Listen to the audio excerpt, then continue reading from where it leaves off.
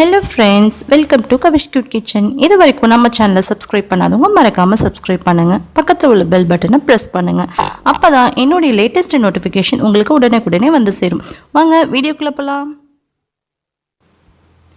இன்னைக்கு நம்ம வீடியோல பிரெட் சில்லி எப்படி செய்யுதுன்னு சொல்லிட்டு பார்க்க போறோம். ஆல்ரெடி வந்து பிரெட் மஞ்சூரியன் பார்த்திருந்தோம். இப்போ பிரெட் சில்லி எப்படி செய்யுதுன்னு சொல்லிட்டு பார்க்கலாம். ஒரு பேன்ல வந்துட்டு பிரெட் வந்து நான் இன்றைக்கி ஒரு 11 பிரெட் பீசஸ் ஸ்லைசஸ் எடுத்திருக்கேன். ஓரங்களெல்லாம் கட் பண்ண தேவையில்லை. ஒவ்வொரு பிரெட்டு மேலேயும் வந்துட்டு நெய்யாது இல்லை வந்துட்டு வெண்ணெய் அது மாதிரி எது இருந்தாலும் ஓகே, அதை அப்ளை பண்ணிவிடுங்க. அப்ளை பண்ணிவிட்டு நம்ம ரோஸ்ட் பண்ணுவோம் இல்லைங்களா, நார்மலாக அது மாதிரி ரோஸ்ட் பண்ணி நம்ம எடுத்து வச்சுக்கலாம். எதுக்காக அப்படின்னா பிரெட் வந்து கொஞ்சம் ஹார்ட் ஆகணும் அப்படின்றதுக்காக. இதே வந்து நம்ம சாஃப்ட் பிரெட் வாங்காமல் ஹார்ட் பிரெட், அதாவது கடையில் இருக்கு இல்லைங்களா, மளிகை கடையிலலாம் பேக்கெட்டில் இருக்கும், ரொம்ப நாள் ஸ்டோர் பண்ணி வைப்பாங்களா, அந்த மாதிரி பிரெட்டாக இருந்ததுன்னா நம்ம இது மாதிரி ரோஸ்ட் பண்ண தேவையில்லை. இது வந்து பேக்கரியில் சாஃப்ட் பிரெட். ஸோ அதனால் இது மாதிரி நான் ரோஸ்ட் பண்ணி ஒரு 11 பீசஸ் நான் எடுத்து வச்சுருக்கேன்.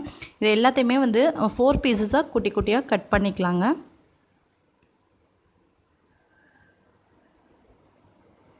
இது மாதிரி கட் பண்ண வரலன்னா கூட நீங்கள் சும்மா லைட்டாக ஒரு கோடு போட்டுவிட்டு கையில் பிச்சிங்கன்னா கூட 4 அழகாக வந்துடும். இது மாதிரி எல்லா பீசஸையும் நான் 11 பீசஸையும் கட் பண்ணி எடுத்துக்கிறேன். மறுபடியும் அதே பேனில் ஆயில் விட்டுக்கலாம். முடிஞ்ச வரைக்கும் நீங்கள் வந்து பட்டரில் செய்ய பாருங்கள். பட்டரில் செஞ்சீங்க, வெண்ணெயில் செஞ்சீங்க அப்படின்னா ரொம்ப இந்த டிஷ் சூப்பராக வருங்க. ஆனால் வந்துட்டு என்கிட்ட இன்றைக்கி பட்டர் வந்து தீந்துடுச்சு வீட்டில். ஸோ வந்து நான் ஆயிலே செஞ்சுருக்கேன். அதுனுமே நல்லா தான் இருந்துச்சு. இருந்தாலும் பட்டரில் செஞ்சால் இன்னும் டேஸ்ட்டாக இருக்கும். இப்போ ஆயில் ஊற்றிட்டு நான் ஜீரகம் போட்டிருக்கேன். நெக்ஸ்ட் வந்து பூண்டு நைஸாக கட் பண்ணிவிட்டு அதையும் நான் இதில் சேர்த்துட்றேன். ரெண்டும் ஒரு அளவுக்கு செவந்து வந்ததுக்கப்புறமா வெங்காயத்தை பொடியாக நறுக்கி வச்சுருக்கேன். அந்த வெங்காயத்தையும் இதுக்குள்ளே சேர்த்துக்கலாம். உப்பு தேவையான அளவுக்கு சேர்த்துக்கலாம். இது நல்லா ஓரளவுக்கு கோல்டன் ப்ரௌன் ஆன வரைக்கும் வதங்கிடணும்.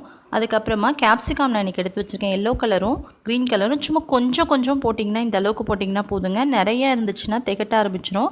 காய்கறி கூட நீங்கள் கேரட், கேபேஜ் அது மாதிரி நீங்கள் சேர்த்துக்கலாம்.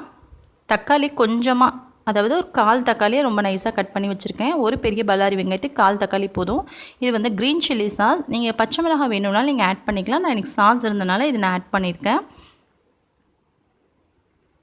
நெக்ஸ்ட்டு கொஞ்சமாக கெட்சப் ஊற்றிக்கோங்க. 1 ஸ்பூன் அளவுக்கு டொமேட்டோ கெட்சப் நான் சேர்த்துருக்கேங்க.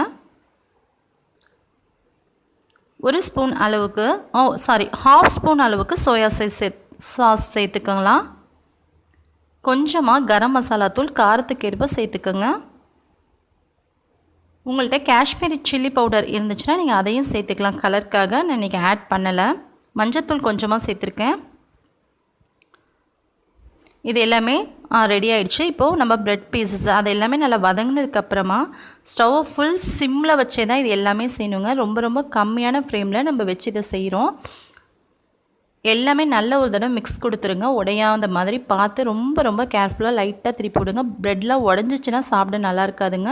அப்படி முடியலன்னா கூட இது மாதிரி 2 கையிலையும் ஃபோல்ட் பண்ணி லைட்டாக குலுக்கி விட்டிங்கன்னா கூட போதும். இப்போ நம்ம ஸ்டவ் ஆஃப் பண்ணிட்டோம்.